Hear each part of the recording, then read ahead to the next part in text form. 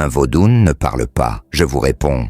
Un fétiche, oui, ne parle pas. Mais un vaudoune, lui, peut raisonner. Il peut vibrer, il peut émettre un souffle qui imite la voix, parce qu'il touche directement au mystère du souffle animal.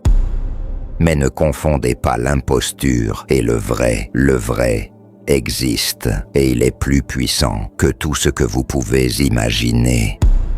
Oui, certaines entités du vaudou émettent des sons. Elles ne sont pas de simples morceaux de bois ou de terre. Elles sont des forces vivantes qui traversent la trame du temps. Elles sont parentes des oracles, Fa, et d'autres encore.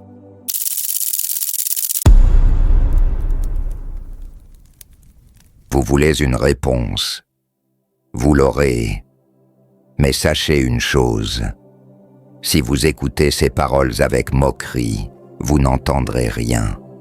Si vous écoutez avec respect, alors peut-être que vous toucherez du doigt ce que nos ancêtres ont protégé depuis des siècles. Maintenant, je vais vous répondre.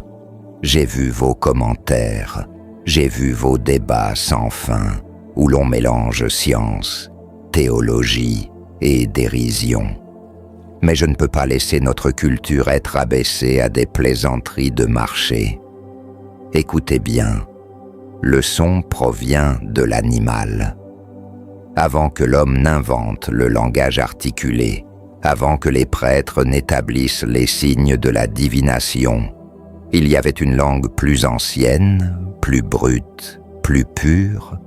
Cette langue, c'est le cri, le rugissement, le chant, le souffle.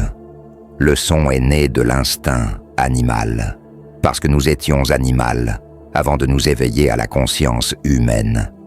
Voilà pourquoi nos ancêtres ont lié le vaudoune aux animaux. L'animal est la mémoire vivante du souffle. Il porte en lui la première langue du monde, la vibration qui précède le mot. Alors, quand une entité invisible veut s'exprimer, croyez-vous qu'elle prenne nos mots raffinés? Non. Elle retourne à l'origine.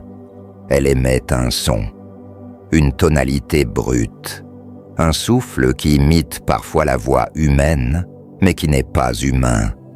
C'est cela que vous appelez un vaudoune qui parle.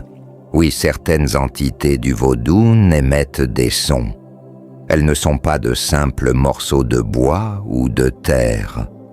Elles sont des forces vivantes qui traversent la trame du temps. Elles sont parentes des oracles, Fa, et d'autres encore. Leur rôle n'est pas de vous décrire vos meubles, vos habits ou la couleur de votre maison. Leur rôle est de révéler ce qui se cache derrière les phénomènes, dans le mouvement invisible du temps. Elles appartiennent à la dimension du son primordial. Et vous osez dire, un vaudoune ne parle pas. Je vous réponds, un fétiche, oui, ne parle pas. Mais un vaudoune, lui, peut raisonner. Il peut vibrer. Il peut émettre un souffle qui imite la voix, parce qu'il touche directement au mystère du souffle animal. C'est pour cela que certains ont voulu imiter ce mystère. Ils ont fabriqué des calebasses avec des téléphones cachés. Ils ont inventé des artifices pour impressionner les foules. Voilà le faux. Mais ne confondez pas l'imposture et le vrai. Le vrai existe. Et il est plus puissant que tout ce que vous pouvez imaginer. Frères gardiens, fils et filles de la tradition, écoutez bien mes mots. Ne rabaissez pas nos ancêtres. Ne réduisez pas leur science à des arguments anthropologiques ou à des spectacles de réseaux sociaux, car en le faisant, vous trahissez l'esprit même que vous prétendez servir. Le son vient de l'animal. L'animal est le symbole du vaudoune, et l'animal est la mémoire du souffle. C'est ce que nos ancêtres savaient, c'est ce que beaucoup ont oublié. Alors retenez ceci, un fétiche ne parle pas, mais une force invisible peut résonner, vibrer, imitez une voix. Et si vous ne comprenez pas cette nuance, si vous refusez ce mystère, alors ne parlez plus du Vodun, car à ce moment-là, vous l'avez déjà trahi.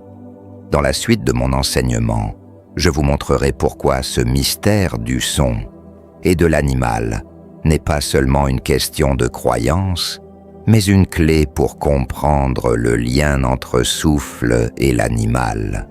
Restez attentifs, car ce qui vient ensuite n'a jamais été révélé en public.